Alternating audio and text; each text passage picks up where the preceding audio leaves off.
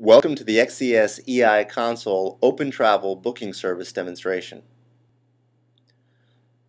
The XCS eiConsole and the XCS eiConsole for OpenTravel can be used to easily implement OpenTravel compliant messaging to booking services such as Booking.com. This demonstration will take a look at one example of how that might be accomplished. The first screen you see when you open up the XCS eiConsole is the Route File Management window. The main route grid contains one row for each route. Multiple routes together make up an interface. In this case, we have three routes: a request to the booking service, a simulation of the booking service, and a booking service response.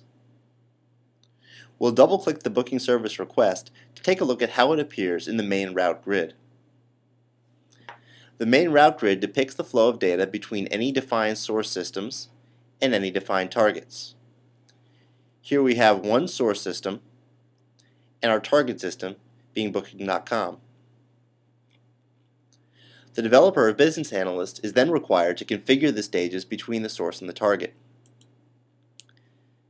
In this example, we'll be accepting data from a web form and using that to place a booking service request.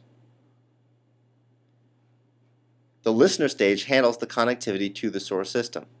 Given that we're accepting information from a web portal, we've chosen the HTTP form post listener and provided a request path. The Wait for Response checkbox indicates that we expect a synchronous response. Form data will be accepted by the listener and automatically translated to XML.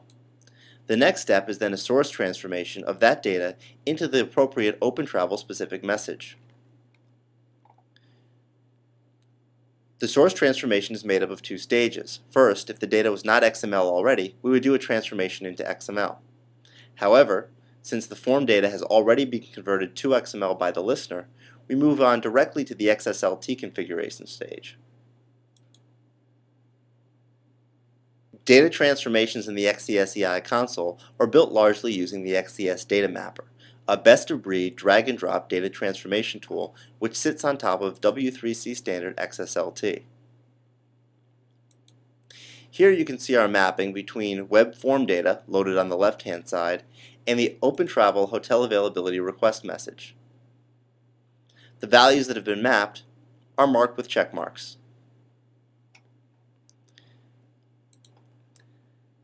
These mappings were created through simple drag and drop.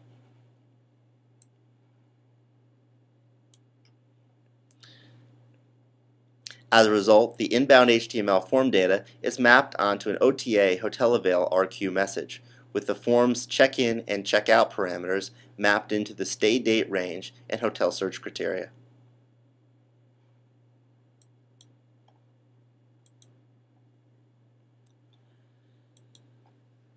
The next step then is the routing stage, where we're routing the data along to all defined target systems.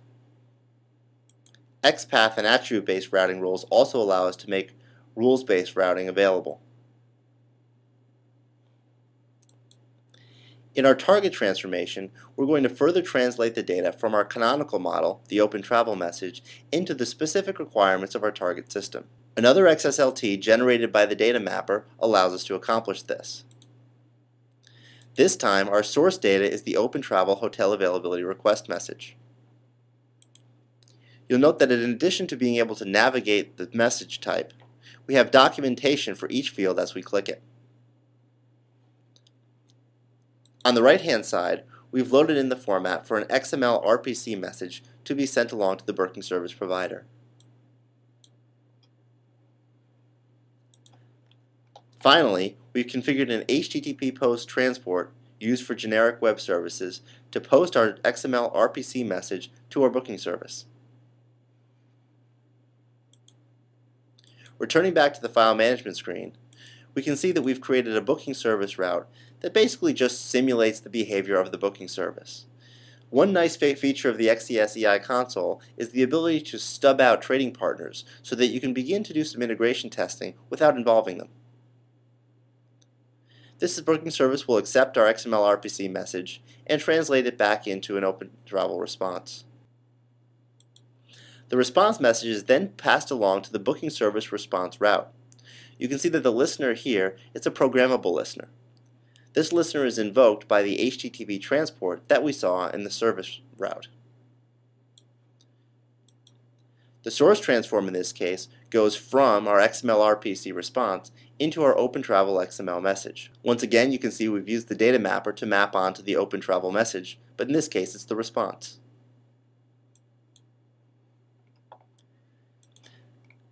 Now the data is routed along towards two target systems. In the first case, we're just dropping a copy of our generated OpenTravel response in a directory using a directory transport. You'll see that the target transform is set to a relay, meaning it'll do no further transformation from the OpenTravel messaging format before dropping the data in the defined output directory. However, this time we also have a second response. This target transform will take the OpenTravel XML response and transform it further into an HTML response to be sent to the initial requester. Here we can see the OTA Hotel Available RS message being mapped onto the XHTML schema. This demonstrates the XES eiConsole and the XES data mapper's ability to create not only machine-readable but human-readable, nicely formatted output.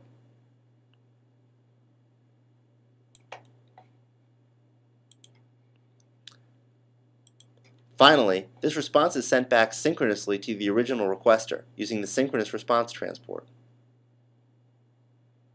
Once we've configured each of the routes, we can test them. Returning to the request route, we can see how we can test individual stages using the XES eiConsole's testing mode. In this mode, the icons between the source system and the target system are replaced by question marks, indicating a stage of a test that I may or may not choose to run.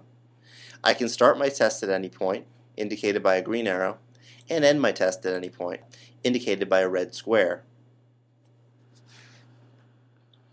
When I click the Execute Test button, the system will begin to listen for information coming in on the defined web form. Here we see the web form that will be used to input the data.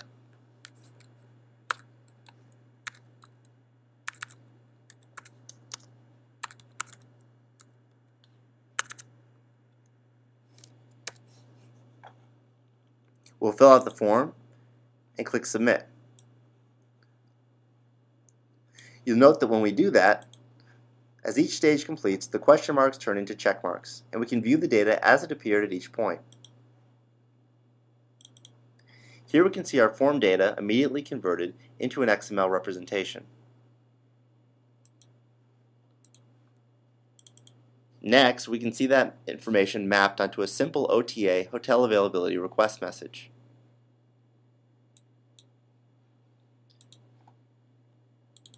We then further transform that into an XML RPC method call.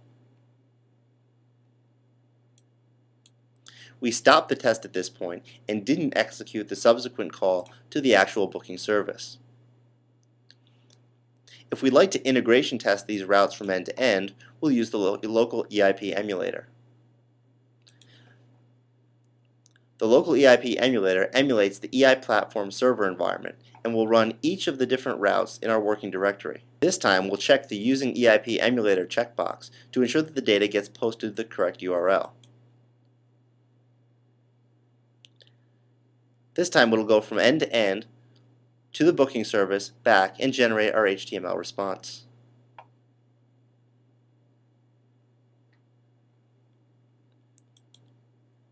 All of the logging as it would appear in the server also appears live in our EIP emulator dialog. In summary, we've seen how a set of different routes can be used to construct an interface, both a request and a response interface from a booking service. We saw that interfaces consist of a number of different stages between a source and target system, configured through point, click, drag, and drop. After configuration, the testing mode in the EI Platform emulator can be used to integration and unit test your interface. Taken together, these capabilities allow you to build better, faster, and more cost-effective solutions to your standards-based integration needs. Thanks for watching, and please download the XES eiConsole and give it a try.